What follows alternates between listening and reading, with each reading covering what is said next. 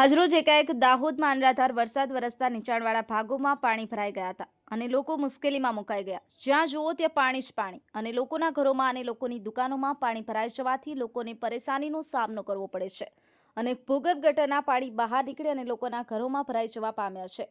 આપ જોઈ શકો છો, ભૂગર્ભ ગટરના ઢાંકણાઓ પણ પાણીના પ્રવાહને લીધે ઊંચા થઈ ગયા છે।